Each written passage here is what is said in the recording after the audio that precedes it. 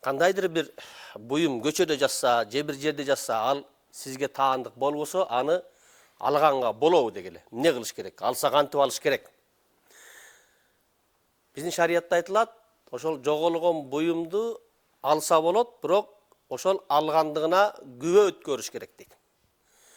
Күбө өткөрүш керек дегендин маанisi ээси чыкса беремин, мен муну ошон үчүн алып атамын деген жарыя кылыш керек.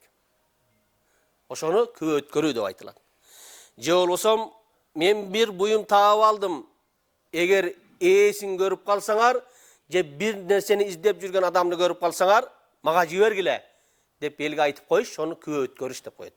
Ошондо ал табылган нерсе таап алган адамдын колунда аманат өкүмүндө болот. Аманат кандай болот десе, эгер халакатка учураса, кандайдыр бир кыйроого учураса, жок болуп кеткен болсо, ал адам төлөп бербейт. Төлөп бербейт. Эгерде ошол жоголгон буюмду алды, бирок күбө өткөрбөдү, анда ээси bir күн талап кылып келгенде жанагы буюм жок болуп калса, ал таап алган адам ээсине төлөп бериш керек болуп калат. Себеби күбө өткөрбөгөндүгүнөн. Демек, маселе ушундай. Аны ошол таап алган жеринде, же эл көп чогулган жерде жарыя кылыш керек. Адамдар мындай тигиндей деп. Пайгамбарыбыз саллаллаху алейхи вассаламдын алдына келип сурашканда, мындай деген, эгер ошол капчык таап алсаң, капчыктын өзүн, анын боосун айткандагын жарыя кылгын. Ичиндеги акчанын суммасын айтыштын кереги жок. Себеби эртең ээси келгенде анын суммасы канча экендигин, жана башка сыпаттарын, же ичиндеги жанагы акча алтындан же күмүштөн, же бүгүн биздин сөз менен айтканда сом менен, же доллар менен, же рубль менен деп санын айтып берсе, анан ээсине кайтарып бериш керек болот.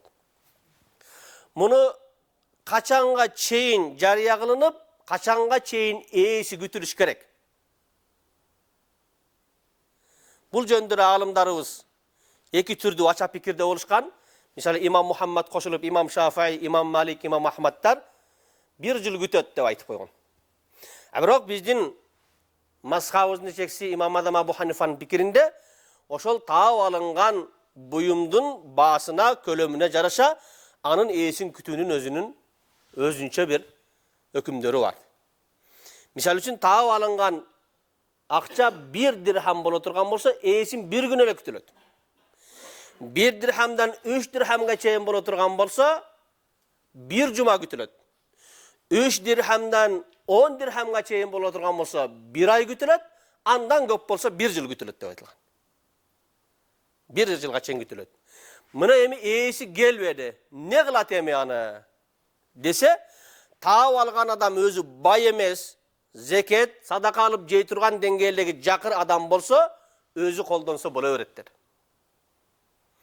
Эгер өзү бай боло турган болсо, анда өзүнүн жакын туугандарына, ата-энеси жакыр болобу, бала чакасы, келин кечеги, күйөө балдары жакыр болсо, аларга сарптаса да болот дагы, жанагы ээсине, чыныгы ээсине садаканын сообу жазылат.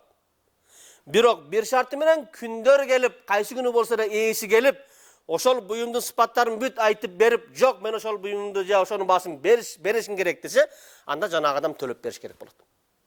Жок мен аны садака кылып бердим десе, кааласа ээси, мейли анда садака кылып берген болсоң, анда Алла кабыл кылсын десе, садаканын сообу өзүнө жазыла берет ошондо. Демек, жоголгон буюмдун өкүмдөрү ушундай экен. Кээде жоголгон буюм жанагындай жаныбарлар болуп калышы мүмкүн, кой сыяктуу, кой эчки сыяктуу. Пайгамбарыбыз саллаллаху алейхи вассаламдын алдына бир киши келип, бир кой таап алсам не кылайын деди.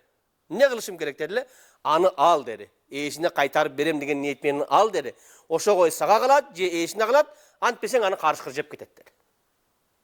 Төө таап алсамчы деди, төө менен эмне ишиң бар, төөгө тийбе деди. Ал өзүнүн жемин, өзүнүн суусун таап ичип кете берет. Качан ээсини жолуктурганга чейин рызкысын терип жей берет. Кой андай эмес деди. Демек ошондой өзү менен өзү алек боло ала турган жаныбар болсо, ага тийбеш керек.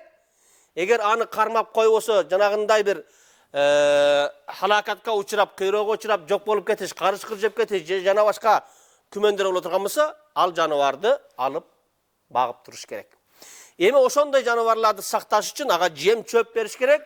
Аны ошол жергиликтүү башчы деп коет, аким дейбизби же казы дейбизби, ошонун өкүмү менен мен мынабул жаныбарды таап алдым, муну багып турамын, буга каражат сарптаймын десе, ага ошол казы же аким ижазат, уруксат берсе, ошону сарптап тураттан кийин ээси келгенде ошону төлөтүп алыш керек. Берген чыгымын. Эгерде акимден, казыдан уруксатсыз сарптай турган болсо, анда ээсинен төлөтүп алууга укугу жок деп айтыптыр. Демек, биз бүгүнкү күндө соц тармактардан көрүп жүрөбүз, тиги Россияда тияк бакта жүргөн биздин жанагы мусафир мигранттарыбыз көп суммадагы акча таап алып атат, жана башка таап алып атат, анан аны ээсине кайтарып берип атат. Бул жакшы сыпат. Бул чыныгы мусулмандын сыпаты. Демек, көрдүңүзбү, өзү жакыры болсо же башкалар жакыры болсо сарптап берсе деле, кийин ээси келип талап кылса, баары бир кайтарып бер деп атат. Демек, эч качан ал таап алган мүлк өзүбүздүн мүлкүбүзгө өтүп калбайт экен. Андыктан кишинин акысынан корколу.